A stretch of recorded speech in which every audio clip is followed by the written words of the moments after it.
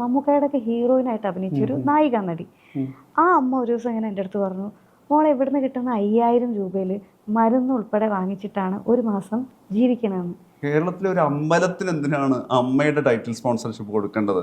തിരിച്ചു സംഭവിക്കാം, ഏതെങ്കിലും താരപരിപാടി അവിടെ ഏതെങ്കിലും തരത്തിൽ കൊളാബറേറ്റ് ചെയ്യുക എന്നുള്ളതാണ്. അൻസിബ എന്ന അഭിനേത്രിയേക്കാൾ എനിക്കേറെ പ്രിയം താരസംഘടനയായ അമ്മയെ കിടുകിടാ വിറപ്പിച്ച് അമ്മയിലെ ചില അംഗങ്ങളെ മുട്ടുകുത്തിച്ച് രാജിവെച്ച് ഇറങ്ങി ഓടാൻ കാരണക്കാരിയായ അൻസിബയാണ് എനിക്കേറെ പ്രിയം. ഇത് ഞാൻ പറയുന്നതല്ല, നിങ്ങളെപ്പോലുള്ള ചില ആളുകൾ പല കമൻറ്റ് ബോക്സിലായി എഴുതിയിട്ടിരിക്കുന്ന ഒരു കമൻ്റാണിത്. ഞാനൊരു കാര്യം പറയട്ടെ. അമ്മ എന്ന താരസംഘടനയിൽ ഒരുപാട് സ്റ്റാർഡമുള്ള അല്ലെങ്കിൽ ഒരുപാട് പണമുള്ള ആർട്ടിസ്റ്റുകൾ മാത്രമല്ല ഉള്ളത്. സിനിമയിൽ അഭിനയിക്കുന്നു എന്ന് കരുതി ഒരുപാട് പൈസയൊന്നും ഇല്ലാത്ത ഒരുപാട് ആളുകൾ ഈ സംഘടനയിലുണ്ട്. അവർക്ക് വേണ്ടി പോരാടിയ ഒരു പെൺകുട്ടിയാണ് അൻസിബ. നിങ്ങൾ കണ്ടതായിരിക്കും, ഇന്നലെയും ഇന്ന് രാവിലെയൊക്കെ ആയിട്ട് 2 ഇൻ്റർവ്യൂകൾ.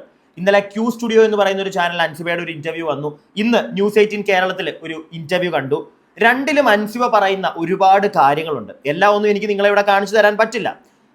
അൻസിബ പറയുന്ന കാര്യങ്ങൾ കേട്ടപ്പോൾ സത്യം പറഞ്ഞാൽ അൻസിബയുടെ ഓപ്പോസിറ്റ് നിന്ന് ഫൈറ്റ് ചെയ്ത 1-2 പേരുണ്ടല്ലോ, അവരോട് എനിക്ക് കംപ്ലീറ്റ്ലി പുച്ഛം തോന്നി. അത് വേറൊന്നും കൊണ്ടല്ല, അവർ വന്നിട്ട് അൻസിബയുടെ കുറ്റം അല്ലെങ്കിൽ ഇവരുടെ കുറവ് നികത്താനായിട്ടുള്ള രീതിയിലുള്ള സംസാരങ്ങളായിരുന്നു നമ്മൾ ഇത്രയും ദിവസം കണ്ടുകൊണ്ടിരുന്നത്. കഴിഞ്ഞ ദിവസം ആ ഒരു ജനറൽ ബോഡി മീറ്റിംഗ് കഴിഞ്ഞ് പുറത്തിറങ്ങിയപ്പോഴാണെങ്കിലും ശരി, ഞങ്ങളെ ആരും മൈൻഡ് ചെയ്തില്ല, അങ്ങനെയാണ് ഇങ്ങനെയാണ് എന്ന് പറഞ്ഞ് കരഞ്ഞു കൂവുന്ന കുറെ നമ്മൾ കണ്ടിട്ടുണ്ടായിരുന്നു കുറച്ച് ആളുകളെ. അൻസിബ അങ്ങനെ ഒന്നുമല്ല സംസാരിച്ചത്. ഞാൻ 2 ഇൻ്റർവ്യൂകളും കണ്ടു. അൻസിബ അതിൽ പറയുന്ന ഒരുപാട് കാര്യങ്ങളുണ്ട്. അമ്മ എന്ന താരസംഘടനയിലെ ചില പോരായ്മകൾ, അല്ലെങ്കിൽ അവിടെ ഉള്ള ആളുകൾക്ക് വേണ്ടി അൻസിബ എന്ന് പറഞ്ഞ പെൺകുട്ടി അവൾ ഇറങ്ങി കളിച്ച കുറച്ച് കളികൾ, അതിനെപ്പറ്റിയൊക്കെ അവൾ പറയുന്നുണ്ട്. ഞാൻ അതേ നിങ്ങളെ കേൾപ്പിക്കുന്നുള്ളൂ, അല്ലാതെ വേറൊരാളുടെ കുറ്റവും കുറവും ഇനി നമ്മൾ പിടിച്ചു നിൽക്കുന്നില്ല. കാരണം അത് കഴിഞ്ഞു, നമുക്ക് എല്ലാവർക്കും സത്യം മനസ്സിലായി കഴിഞ്ഞു. ജനങ്ങൾക്ക് സത്യം മനസ്സിലായത് കൊണ്ടാണല്ലോ ചില ആളുകൾ രാജിവെച്ചിറങ്ങി ഓടിയത്, അല്ലാതെ വേറെ ഇനി ഒരു ഓപ്ഷൻ ഇല്ല എന്നവർക്ക് മനസ്സിലായി. 22 മിനിറ്റ് അൻസിബയുടെ ഒരു പ്രസംഗം, അതിൽ എല്ലാം കീഴ്മേൽ മറഞ്ഞു. ആ ജനറൽ ബോഡിയിൽ ഉണ്ടായിരുന്ന 99% ആളുകളും അൻസിബയുടെ കൂടെ അങ്ങോട്ട് ചേർന്നു. അപ്പുറം നിൽക്കുന്ന ആളുകൾക്ക് പിടിച്ചു നിൽക്കാൻ വേറെ മാർഗ്ഗമില്ല. അൻസിബ പറയുന്ന കുറച്ച് കാര്യങ്ങൾ നമുക്ക് അത് കേൾക്കാം, എന്നിട്ട് ബാക്കി കാര്യങ്ങൾ സംസാരിക്കാം. അതിലേക്കൊക്കെ പോകുന്നതിന് മുമ്പ് എൻ്റെ ചാനൽ ആദ്യമായിട്ട് കാണുന്ന ആരെങ്കിലും ഒക്കെ ഇവിടെ കറങ്ങിത്തിരിഞ്ഞ് നടപ്പുണ്ടെങ്കിൽ ഒന്ന് ചാനൽ സബ്സ്ക്രൈബ് ചെയ്യുക, വീഡിയോയ്ക്ക് ഒരു ലൈക്ക് തരിക, നിങ്ങളുടെ അഭിപ്രായങ്ങൾ താഴെ കമൻറ്റ് ബോക്സിൽ പറയുക. കമൻറ്റ് ബോക്സിൻ്റെ തൊട്ടപ്പുറം ഹൈപ്പ് എന്നൊരു ഓപ്ഷൻ കാണാൻ സാധിച്ചാൽ അതിലും ഒന്ന് ക്ലിക്ക് ചെയ്യുക. അതുപോലെ തന്നെ വേറൊരു കാര്യം, ഞാൻ ഒരുപാട് അങ്ങോട്ടിരുന്ന് വിശദീകരിക്കാനൊന്നും പോകുന്നില്ല, കാരണം നിങ്ങൾ ഇൻ്റർവ്യൂ കണ്ടതായിരിക്കും. എന്നാലും ഈ 1 മണിക്കൂറുള്ള 2 ഇൻ്റർവ്യൂ എന്നൊക്കെ പറയുമ്പോൾ കംപ്ലീറ്റ് ആയിട്ട് നിങ്ങൾ കണ്ടിട്ടില്ല. അതുകൊണ്ട് തന്നെ പ്രധാനപ്പെട്ട കുറച്ച് പോർഷൻസ് അതേ ഞാൻ കേൾപ്പിക്കുന്നുള്ളൂ, എന്നിട്ട് നമുക്ക് കാര്യങ്ങൾ സംസാരിക്കാം. അപ്പോൾ കേട്ടു തുടങ്ങിക്കോ. എക്സിക്യൂട്ടീവ് കമ്മിറ്റിയിൽ വന്നു കഴിഞ്ഞപ്പോൾ ആ വർഷം കുറേ വർക്ക് ചെയ്യാൻ പറ്റി. അങ്ങനെ വന്ന സമയത്ത് അത് പിന്നെ അഡ്വോ കമ്മിറ്റിയായി മാറി. ആ സമയത്ത് ലാലേട്ടനായിരുന്നു പ്രസിഡന്റ്. അങ്ങനെ അത് ഈ ഹേമ കമ്മിറ്റി വിഷയവുമായി ബന്ധപ്പെട്ടിട്ടായിരുന്നു അന്ന് അമ്മ സംഘടനയുടെ ആ ഒരു എക്സിക്യൂട്ടീവ് കമ്മിറ്റിക്ക് അഡ്വോ കമ്മിറ്റിയായി മാറേണ്ടി വന്നത്. ആ സമയത്ത് നമ്മൾ ഒരുപാട് പ്രവർത്തനങ്ങൾ നടത്തുന്നുണ്ടായിരുന്നു. ആ സമയത്ത് നമ്മൾ സഞ്ജീവനി എന്ന് പറഞ്ഞിട്ടുള്ളൊരു മെഡിസിൻ ഡിസ്ട്രിബ്യൂട്ട് ചെയ്യുന്ന പദ്ധതി കൊണ്ടുവന്നു. കാരണം എന്താണെന്ന് വെച്ചാൽ അമ്മയിൽ നിന്ന് പെൻഷൻ കിട്ടുന്ന 104ഓളം പേർക്ക് പെൻഷൻ കിട്ടുന്നുണ്ട്. അപ്പോൾ അതിൽ ചില മെമ്പേഴ്സൊക്കെ വന്നിട്ട് പേഴ്സണലി സംസാരിക്കുമ്പോൾ പറഞ്ഞിട്ടുണ്ടായിരുന്നു, വളരെ പഴയ സിനിമയിലൊക്കെ മമ്മൂക്കയുടെ ഹീറോയിനായിട്ട് അഭിനയിച്ചൊരു നായിക നടി. ആ അമ്മ ഒരു ദിവസം ഇങ്ങനെ എൻ്റെ അടുത്ത് പറഞ്ഞു, മോളെ എവിടുന്ന് കിട്ടുന്ന 5000 രൂപയിൽ മരുന്ന് ഉൾപ്പെടെ വാങ്ങിച്ചിട്ടാണ് ഒരു മാസം ജീവിക്കണമെന്ന്. സത്യം പറഞ്ഞാൽ എനിക്ക് ഭയങ്കര അത് വല്ലാത്തൊരവസ്ഥയായിരുന്നു എനിക്ക് കേട്ടപ്പോൾ. കാരണം ഒരു ദിവസം ഞാൻ ബാക്കി കേൾപ്പിക്കാം. നമ്മളെല്ലാവരും ചിന്തിക്കുന്നത് പോലെ ഈ അമ്മ എന്ന താരസംഘടനയിലുള്ള ആളുകളുടെ എല്ലാം ഒരുപാട് പണമുണ്ട് എന്നൊക്കെയാണ് ഭൂരിഭാഗം ആളുകളുടെയും ഒരു ചിന്താഗതി. കേട്ടല്ലോ അൻസിബ പറയുന്നത്. ഇതിപ്പോഴത്തെ കാര്യമല്ല. അൻസിബ എക്സിക്യൂട്ടീവ് കമ്മിറ്റിയിൽ ഉണ്ടായിരുന്നപ്പോൾ ലാലേട്ടനൊക്കെ ഉള്ള സമയത്ത് ആ സമയത്തെ കാര്യങ്ങൾ വരെ അൻസിബ പറയുന്നുണ്ട്. അല്ലാതെ ഇപ്പോഴത്തെ ചില ആളുകൾ അല്ലെങ്കിൽ അൻസിബയുടെ ഓപ്പോസിറ്റ് നിന്ന ആളുകളെ പോലെ ഫുള്ളി ആ പെൺകുട്ടിയുടെ തലയിൽ അങ്ങോട്ട് ചേർത്ത് വെച്ച് അങ്ങോട്ട് ഇല്ലാതാക്കുക അങ്ങനത്തെ പരിപാടികളൊന്നും അല്ല. കാര്യങ്ങൾ ഓരോന്നായിട്ട് അൻസിബ വിശദീകരിക്കുന്നുണ്ട്. അവിടെയാണ് ആ പെൺകുട്ടിയുടെ കൂടെ നിൽക്കാനായിട്ട് നമുക്ക് എല്ലാവർക്കും തോന്നിപ്പോകുന്നത് അല്ലേ. ചില ആളുകളുടെ കമൻറ്റ് ഞാൻ കണ്ടു, നിർത്തിക്കൂടെ ബ്രോ, 1 മാസമായല്ലോ ഈ ഒരു വിഷയം തന്നെ സംസാരിക്കുന്നു, അതിനിപ്പോൾ എന്താ കുഴപ്പം? അറ്റ്ലീസ്റ്റ് ഞാനെങ്കിലും ഞാൻ സംസാരിക്കട്ടെ. ആരും ഇല്ല സംസാരിക്കാൻ. പിടികിട്ടിയോ? വളരെ കുറച്ച് ആളുകൾ മാത്രമേ ഈ ഒരു വിഷയം സംസാരിക്കുന്നുള്ളൂ. സംസാരിക്കണം. കാരണം ഞാൻ സിനിമയെ ഒരുപാട് സ്നേഹിക്കുന്ന ഒരാളാണ്. സിനിമയെ സ്നേഹിക്കുന്നത് പോലെ ആ താര സംഘടനയും ആ ഒരു സംഘടനയിലുള്ള ആളുകളെ ഒക്കെ സ്നേഹിക്കുന്ന ഒരു വ്യക്തിയാണ് ഞാൻ. അവിടെ ഒരു പ്രശ്നം ഉണ്ടാകുമ്പോൾ, അല്ലെങ്കിൽ അവിടെ നിൽക്കുന്ന ഒരു താരത്തെ ഇല്ലാതാക്കാൻ ശ്രമിച്ച് അവിടെ നടക്കുന്ന കുറേ നല്ല കാര്യങ്ങളിൽ കൈയിട്ട് വരാൻ ശ്രമിക്കുന്ന കുറച്ച് ആളുകളെ എക്സ്പോസ് ചെയ്യുന്നതിനകത്ത് ഒരു തെറ്റുണ്ടെന്ന് എനിക്ക് തോന്നുന്നില്ല. ഇത് കേൾക്കൂ നിങ്ങൾ. 5000 രൂപയൊക്കെ ബാക്കി കേൾക്കാം, എന്നിട്ട് ഞാൻ സംസാരിക്കാം. 5000-10,000 ചെലവാക്കുന്നുണ്ട് നമ്മളിൽ പലരും, ഭക്ഷണത്തിന് വേണ്ടിയിട്ടോ അല്ലെങ്കിൽ വെറുതെ പെട്രോൾ അടിച്ചിട്ടൊക്കെ. ഒരു മാസം മരുന്ന് ഉൾപ്പെടെ 5000 രൂപയ്ക്ക് അവാർഡൊക്കെ കിട്ടിയിട്ടുള്ളൊരു നടിയാണ് എന്നോട് പറഞ്ഞത്. എനിക്ക് ഭയങ്കര വിഷമമായി. അപ്പോൾ ഒരു ഈസി മീറ്റിങ്ങിൽ ഞാനത് അവതരിപ്പിച്ചു, ഇങ്ങനൊരു കാര്യമുണ്ട്. അപ്പോൾ ഈ ആർട്ടിസ്റ്റിൻ്റെ പേര് പറഞ്ഞു. അപ്പോൾ ലാലേട്ടനൊക്കെ കേട്ടപ്പോൾ ഭയങ്കര വിഷമമായി കേട്ടപ്പോൾ. അടുത്ത മീറ്റിങ്ങിൽ വീണ്ടും ഈ ഒരു ഡിസ്കഷൻ ഇങ്ങനെ വരികയും ലാലേട്ടനും ബാബുരാജേട്ടനൊക്കെ ഇവിടെ ഇനിഷ്യേറ്റീവ് എടുത്തിട്ടാണ് നമുക്ക് മരുന്ന് നമുക്ക് കൊടുത്താലോ, അപ്പോൾ ഈ കിട്ടുന്ന 5000 രൂപ ഇവർക്ക് അവരുടെ ആവശ്യത്തിന് യൂസ് ചെയ്യാമല്ലോ, 5000 അവർക്ക് കിട്ടുമല്ലോ, മരുന്ന് നമ്മൾ സെപ്പറേറ്റ് കൊടുക്കുകയാണെങ്കിൽ. അങ്ങനെയാണ് ഈസി തീരുമാനിക്കുന്നത്, നമുക്ക് മരുന്നുകൾ ഫ്രീ ആയിട്ട് കൊടുക്കാം എന്ന്. അപ്പോൾ അതേ സമയത്ത് ഒരുപാട് നാളായിട്ടുള്ള അമ്മയിലുള്ള ആളുകളുടെ ഒരു ആഗ്രഹമായിരുന്നു ഈ കുടുംബസംഗമം നടത്തുക എന്നുള്ളത്. അപ്പോൾ ബാബുരാജേട്ടനാണ് അത് പറഞ്ഞത്, നമുക്ക് കുടുംബസംഗമം നടത്താം.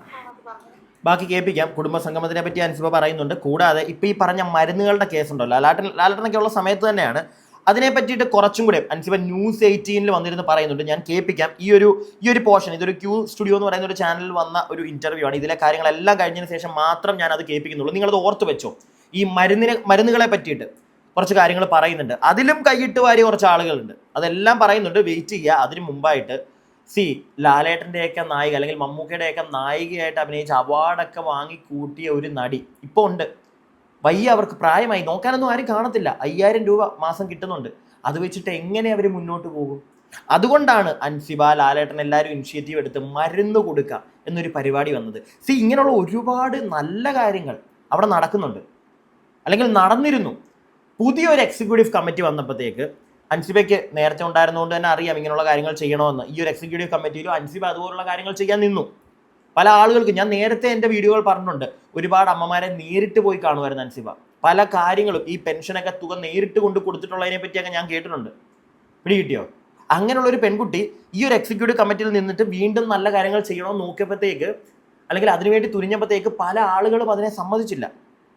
ഈ മരുന്നിൻ്റെ കേസ് അത് കുറച്ച് വലിയൊരു കാര്യം തന്നെയാണ്. അത് ഞാൻ കുറച്ചും കൂടെ കഴിഞ്ഞിട്ട് നിങ്ങളെ കേൾപ്പിക്കാം. അപ്പം നിങ്ങൾക്ക് കൃത്യമായിട്ട് മനസ്സിലാവും. ഈ താരസംഘടനയിൽ തന്നെ ഉള്ളൊരു വ്യക്തി വിഷ്ണു ഉണ്ണികൃഷ്ണൻ, പുള്ളിക്ക് സ്വന്തമായിട്ടൊരു മരുന്ന് പരിപാടിയൊക്കെ ഉണ്ടായിരുന്നു. അപ്പോൾ പുള്ളിയായിരുന്നു മരുന്നുകൾ കൊടുത്തുകൊണ്ടിരുന്നത്. പക്ഷേ അതൊക്കെ ഈ പുതിയ ചില ആളുകൾ, ഇപ്പോഴത്തെ ഉണ്ടായിരുന്ന ഒരു പ്രസിഡൻ്റൊക്കെ ഉണ്ടല്ലോ, അവരൊക്കെ ഇടപെട്ട് അതങ്ങ് ഇല്ലാതാക്കി. കാരണം കൈയിട്ട് വരാൻ പറ്റുന്നില്ലേ. പറയാം അതിനെപ്പറ്റി, നിങ്ങളിത് ബാക്കി കേൾക്കൂ. ലാലേട്ടൻ പറഞ്ഞു കുടുംബസംഗമം ഉറപ്പായിട്ടും നടത്തണം. അതിൽ നിന്ന് കിട്ടുന്ന ആ ഒരു പ്രോഫിറ്റ് നമുക്ക് എടുത്തിട്ട് ബാങ്കിലിട്ടിട്ട് ആ പൈസ വെച്ചിട്ട് നമുക്ക് എല്ലാ മാസവും 10000 രൂപയ്ക്കകത്തുള്ള മരുന്നുകൾ ആളുകൾക്ക് കൊടുക്കാം, നമ്മുടെ മെമ്പേഴ്സിന് കൊടുക്കാം. അപ്പോൾ പെൻഷൻ കൂടാതെ 10000 രൂപയ്ക്കകത്തുള്ള മരുന്ന് കിട്ടുക എന്ന് പറയുമ്പോൾ ഒരു ഭയങ്കര ആശ്വാസമായിരിക്കും. കാരണം ഇൻസുലിൻ യൂസ് ചെയ്യുന്ന ആളുകളുണ്ട്. അപ്പോൾ ലൈഫ് സ്റ്റൈൽ ഡിസീസിനുള്ള മരുന്നുകൾ നമ്മൾ കുറച്ചേ കൊടുക്കുകയുള്ളൂ. അതൊരു 40% കൊടുക്കുകയുള്ളൂ. പക്ഷേ 100% നമ്മൾ കൊടുക്കുന്നത് സ്ഥിരമായിട്ടുള്ള നിത്യരോഗികളായിട്ടുള്ള ആളുകളുണ്ട്. അപ്പോൾ അങ്ങനെ ഇപ്പോൾ ക്യാൻസർ പേഷ്യൻസ് അങ്ങനെയുള്ള കുറേ പേരുണ്ട്. അപ്പോൾ അവർക്കൊക്കെ ഉള്ള എല്ലാ മരുന്നുകളും 10000 രൂപയ്ക്കകത്ത് കൊടുക്കുക എന്ന് പറയുമ്പോൾ ഭയങ്കര ഹാപ്പിയായി എല്ലാവരും. അങ്ങനെയാണ് അത് കൊണ്ടുവന്നത്. അപ്പോൾ അത് എന്നോട് ഏറ്റെടുക്കാൻ പറഞ്ഞപ്പോൾ ഞാനത് ഭയങ്കര സന്തോഷമായിട്ട് ഏറ്റെടുത്തതാണ്. ഇതേ നേരത്തെ പറഞ്ഞ എക്സൈറ്റ്മെൻറ്റ് തന്നെയായിരുന്നു എനിക്ക്. മരുന്ന് ഞാൻ കൊടുക്കാൻ പോകുന്നു, ഇതെല്ലാം കറക്റ്റ്, എല്ലാ മാസവും ഇവരുടെ മരുന്നുകൾ മാറും. അപ്പം ഇത് എന്നെ വിളിച്ചുകൊണ്ടിരിക്കും എല്ലാ ദിവസവും. 1 മണിക്കാണെങ്കിലും 2 മണിക്കാണെങ്കിലും സമയമൊന്നും നോക്കൂല. എന്നെ ഒരു പേരക്കുട്ടിയായിട്ട് കണ്ട ആൾക്കാരുണ്ട്, മോളായിട്ട് കണ്ട ആൾക്കാരുണ്ട്, അങ്ങനെ കണ്ട ആളുകളാണ് ഉള്ളത്. അപ്പോൾ അവർക്ക് എന്നെ എപ്പോൾ വിളിക്കണമെന്നുള്ളതിൽ അവർ കൺസേൺ അല്ല.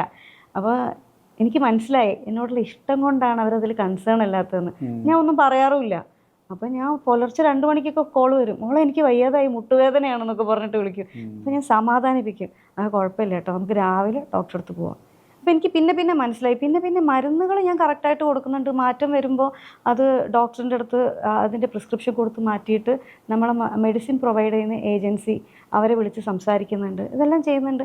പക്ഷെ മരുന്നിലുപരി ഇവരെന്നോട് സംസാരിക്കാൻ തുടങ്ങിയത്, ഇവർക്ക് സംസാരിക്കാൻ ആളുകളില്ലാത്ത കുറെ പേരുണ്ട്. അവരുടെ ഒരു ഒറ്റപ്പെടൽ, അതായത് അവരെപ്പോഴും ഈ ക്യാമറയുടെ ആൾക്കൂട്ടത്തിന് കൂടെ നിന്നിരുന്ന ആളുകളല്ലേ. അതിൽ പല ആൾക്കാരുടെയും ഫിനാൻഷ്യലി സ്റ്റേബിൾ ആയിട്ടുള്ള ആൾക്കാരും ഉണ്ട്, അല്ലാത്ത ആൾക്കാരും ഉണ്ട് കേട്ടോ, സഞ്ജീവനിയിൽ അംഗങ്ങളായിട്ട്.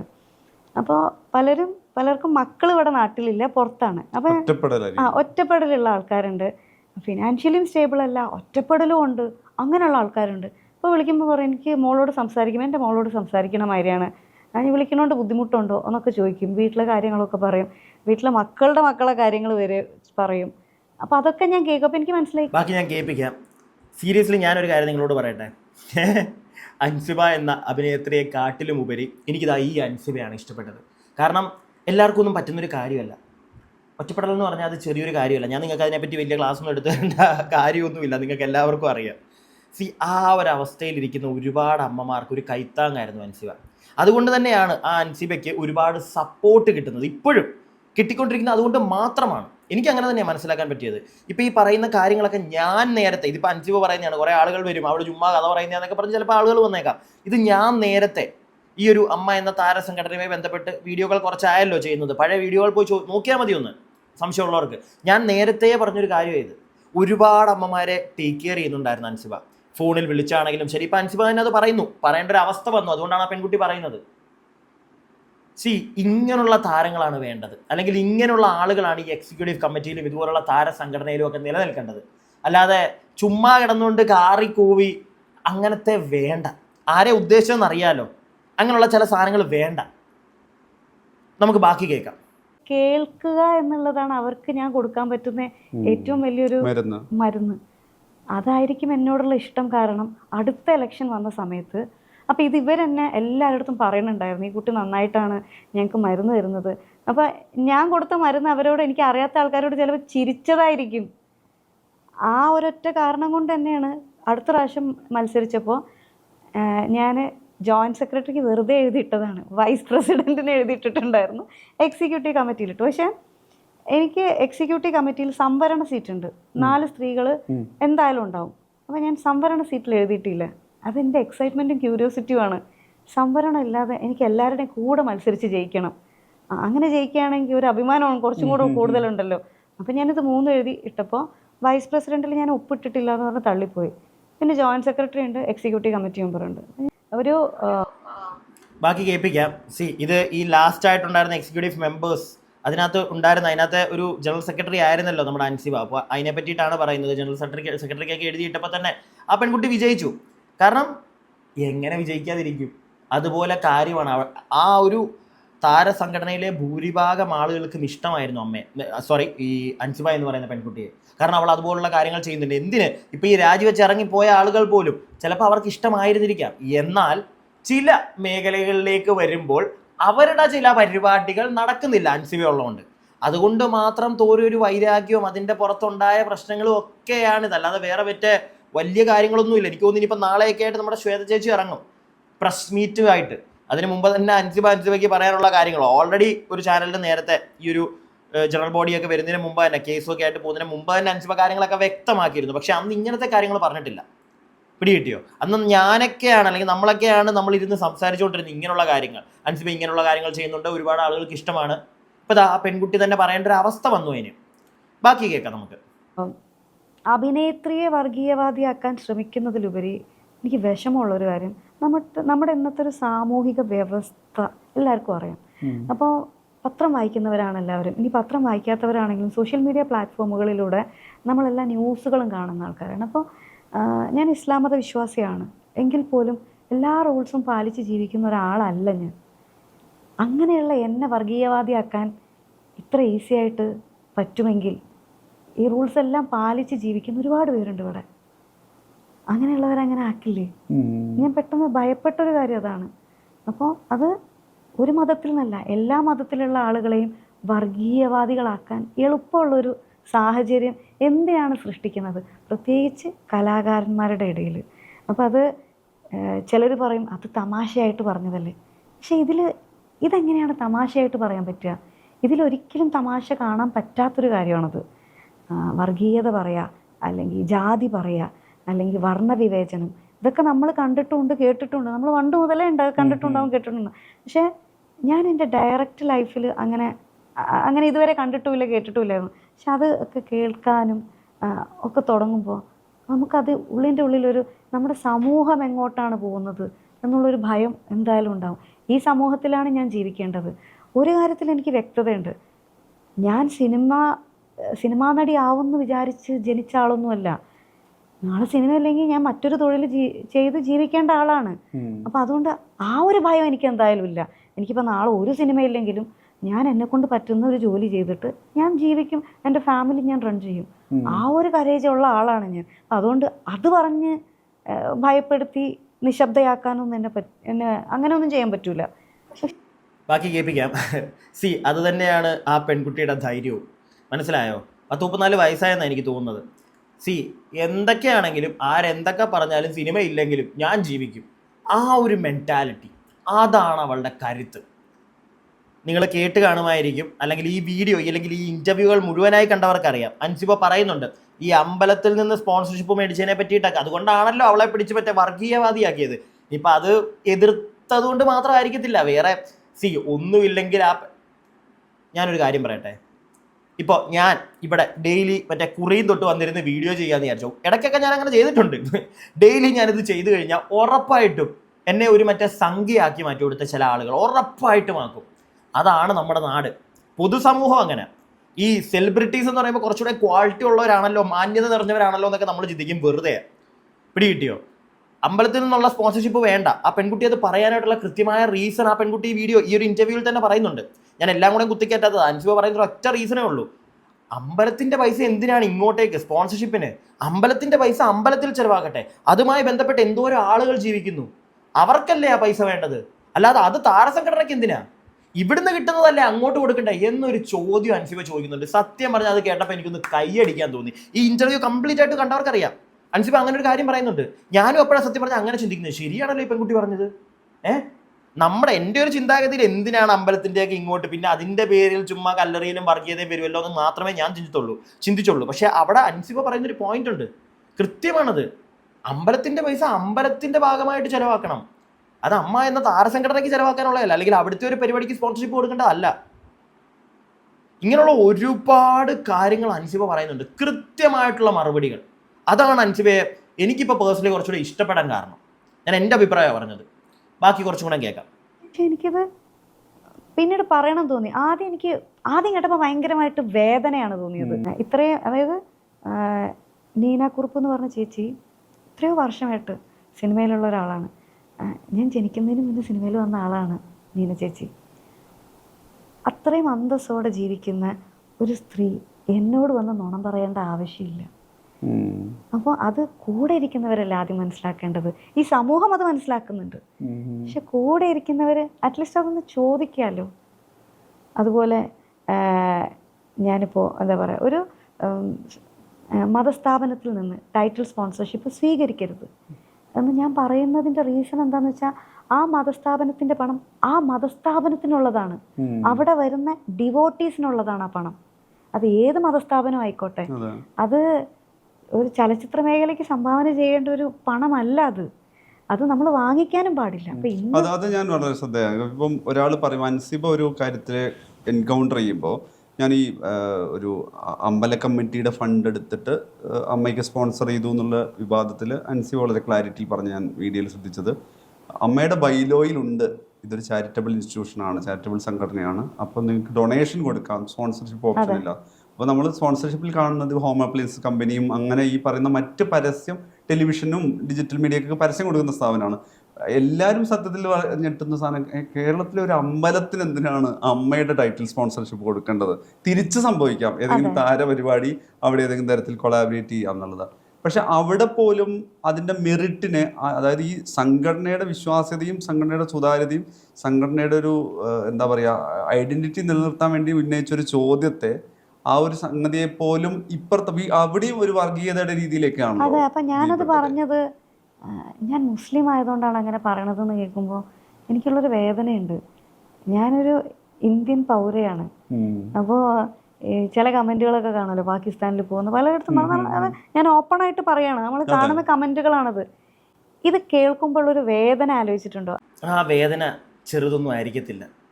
ഒരു മുസ്ലിം ആയതുകൊണ്ടല്ല ആ പെൺകുട്ടി അത് പറഞ്ഞത്, അത് ബോധമുള്ളവർക്ക് മനസ്സിലാവും. അല്ലാത്തവർ ഇപ്പോഴും ചിലപ്പോൾ കിടന്ന് കടിപിടി കൂട്ടും. ഒരു മുസ്ലിം ആയതുകൊണ്ടല്ല, ആ പെൺകുട്ടിക്ക് ബോധം ഉള്ളതുകൊണ്ടാണ്. സത്യമല്ല ഞാൻ പറയുന്നത്. അപ്പുറം ഇരുന്ന് ഇൻ്റർവ്യൂ ചെയ്യുന്ന ആ ചേട്ടൻ പോലും ചോദിക്കുന്നത് കേട്ടില്ലേ? ഒരു അമ്പലത്തിന്റെ ടൈറ്റിൽ സ്പോൺസർഷിപ്പ് എന്തിനാണ് അമ്മ എന്ന താരസംഘടനയ്ക്ക്? താരസംഘടന അമ്പലത്തിന് കൊടുക്ക്, അത് പിന്നെ ഉണ്ട്. ഞാൻ വിചാരിച്ചു ഈ പോഷൻ ഞാൻ നിങ്ങളെ കാണിക്കാനായിട്ട് എടുത്തിട്ടില്ലെന്ന്. ഭാഗ്യം, ഞാൻ എടുത്തിട്ടുണ്ടായിരുന്നു. അതുപോലെ തന്നെ നീന കുറുപ്പിന്റെ കാര്യം പറയുന്നത് കേട്ടല്ലോ. നീന കുറുപ്പ് ചേച്ചിക്ക് എന്തിന്റെ കാര്യം എന്നോട് വന്ന് നുണ പറയണ്ടേ? കേട്ടത് കൊണ്ടാണല്ലോ കേട്ടു എന്ന് പറയുന്നത്. അല്ല, ഈ ടിനി ടോമേറ്റായി തന്നെ പറയുന്നത് നമ്മൾ കേട്ടല്ലോ. തമാസക്ക് എന്തെങ്കിലുമൊക്കെ നാം പറയുന്നതായിരിക്കും. അവൻ്റെ തമാശ കുറച്ച് കൂടുന്നുണ്ട്. അവൻ്റെ തമാശ കാരണം പല ആളുകളും നമ്മുടെ അടുക്കലൊക്കെ വന്ന് സംസാരിച്ചു. നിങ്ങൾ കേട്ടതായിരിക്കും. തമാശക്കാരനാണ്, ഭയങ്കര തമാശക്കാരൻ. തമാശ വീട്ടിൽ വെക്കുക, അതാ നല്ലത്. നാട്ടുകാർക്ക് തൻ്റെ തമാശ കേൾക്കണ്ട, വെറുപ്പായി തുടങ്ങി തൻ്റെ തമാശകൾ. ഇനിയെങ്കിലും ഇയാൾക്ക് ഇത് ആര് പറഞ്ഞു കൊടുക്കും? അൻസിബയുടെ സൈഡിൽ ഇപ്പോൾ ഈ കിടന്ന് കൂവുന്ന കുറെ ആളുകളുണ്ടല്ലോ അൻസിബയ്ക്കെതിരെ, അല്ലെങ്കിൽ ഞങ്ങളെ അങ്ങ് ഇല്ലാതാക്കി, ഞങ്ങളുടെ ഭാഗം കേട്ടില്ല എന്നൊക്കെ പറയുന്നവർ. നിങ്ങളുടെ ഭാഗം കേൾക്കാം. അതിന് മുമ്പ് നിങ്ങളോട് ഒറ്റ ചോദ്യമേ ഉള്ളൂ. അമ്പലത്തിന്റെ ടൈറ്റിൽ സ്പോൺസർഷിപ്പ് എന്തിനാ? എന്തിനാ മനസ്സിലാവുന്നില്ല. അമ്പലത്തിന് എന്ത് പ്രൊമോഷനടേ? എന്ത് പ്രൊമോഷൻ? അതിന്റെ ആവശ്യം എന്ത്? ഇനി ഞാൻ തുടക്കത്തിൽ പറഞ്ഞൊരു സാധനം ഉണ്ടല്ലോ, ഈ മരുന്നുകൾ, സഞ്ജീവിനി എന്ന പദ്ധതിയുമായി ബന്ധപ്പെട്ട് മരുന്നുകൾ, അതിനെ പറ്റിയിട്ട് കുറച്ച് കാര്യങ്ങൾ അൻസിബ പറയുന്നുണ്ട്. ഇത് ഇന്ന് രാവിലെ വന്ന ഇന്റർവ്യൂലാണ്, ഇത് നിങ്ങൾ കേൾക്കണം. സഞ്ജീവിനി മെഡിസിൻ നമ്മൾ പ്രൊവൈഡ് ചെയ്യുന്നുണ്ട്. അപ്പോൾ നമ്മുടെ തന്നെ അംഗമായിട്ടുള്ള വിഷ്ണു ഉണ്ണികൃഷ്ണന് ഒരു മെഡിസിൻ കമ്പനിയുണ്ട്. അപ്പോൾ നമ്മൾ ഈ സഞ്ജീവിനി പ്രോജക്റ്റ് ആലോചിച്ച സമയത്ത് തന്നെ വിഷ്ണു ഉണ്ണികൃഷ്ണൻ ഇങ്ങനെ ഒരു കമ്പനി ഉണ്ടെന്ന് അറിയുകയും, അങ്ങനെ ആ സമയത്ത് കഴിഞ്ഞ കമ്മിറ്റിയായിരുന്നു സഞ്ജീവിനി കൊണ്ടുവന്നത്.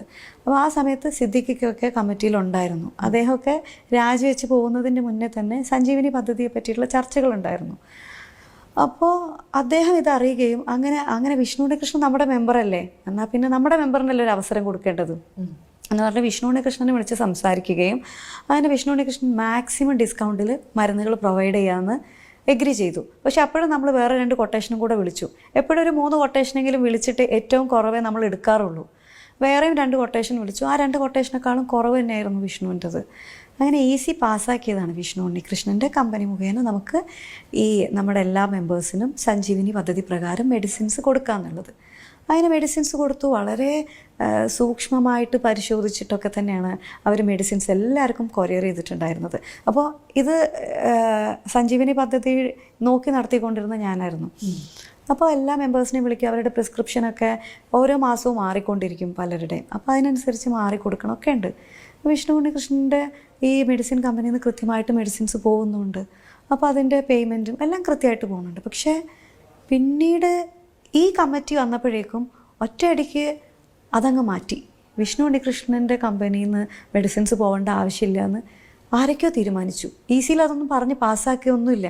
വിഷ്ണു ഉണ്ണികൃഷ്ണൻ്റെത് മാറ്റി അടുത്തൊരു കൊട്ടേഷൻ വിളിച്ചിട്ട് അതിനേക്കാളും കുറവ് വേറൊരാൾ തരികയാണെങ്കിൽ തന്നോട്ടെ, അതൊന്നും കുഴപ്പമുള്ള കാര്യമില്ല. എപ്പോഴും പൈസ കുറഞ്ഞിട്ട് ക്വാളിറ്റി കൂടുതലുള്ള മെഡിസിൻസ് നമുക്ക് ആര് പ്രൊവൈഡ് ചെയ്യുന്നു അവരെ തന്നെ നമ്മൾ വെക്കുകയുള്ളൂ. എല്ലാ വർഷവും നമുക്ക് കൊട്ടേഷൻ വിളിക്കാം.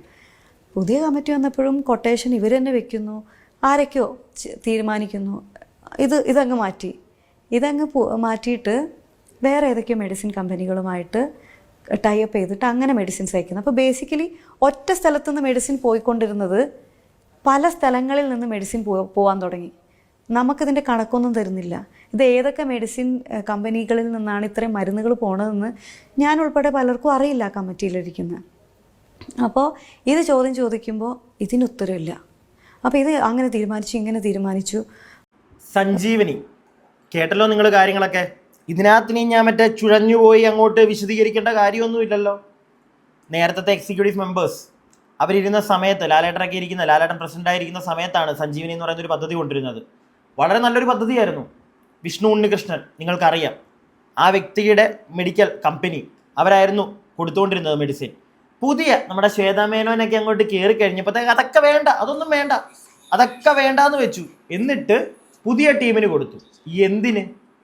എന്തിന് അല്ല, ഈ പുതിയ ടീമിന് കൊടുത്തു എന്നാൽ അതിൻ്റെ കണക്കും കാര്യങ്ങളും ഒന്നുമില്ല. മനസ്സിലായോ? മാക്സിമം കൈയിട്ട് വാരി എടുക്കുക, ആ ഒരു ഉദ്ദേശം ഉണ്ടായിരുന്നു. നടന്നില്ല, അല്ലെങ്കിൽ നടത്തിയില്ല. അൻസിബയൊക്കെ ഇടങ്കോലിട്ടു. ആ പെൺകുട്ടിയോടുള്ള ദേഷ്യത്തിന് റീസൺ കൂടുതൽ വല്ലതും വേണോ? ഞാൻ എൻ്റെ അഭിപ്രായങ്ങൾ പറഞ്ഞു, പ്രധാനപ്പെട്ട കുറച്ച് കാര്യങ്ങൾ നിങ്ങളെ കാണിച്ചു. നിങ്ങളുടെ അഭിപ്രായങ്ങൾ കമൻറ്റ് ബോക്സിൽ. അടുത്ത വീഡിയോ ആയിട്ട് നമുക്ക് എത്രയും പെട്ടെന്ന് കാണാം. അടുത്ത വീഡിയോ ആയിട്ട് കാണുന്നവരേക്കും stay tuned and stay weird.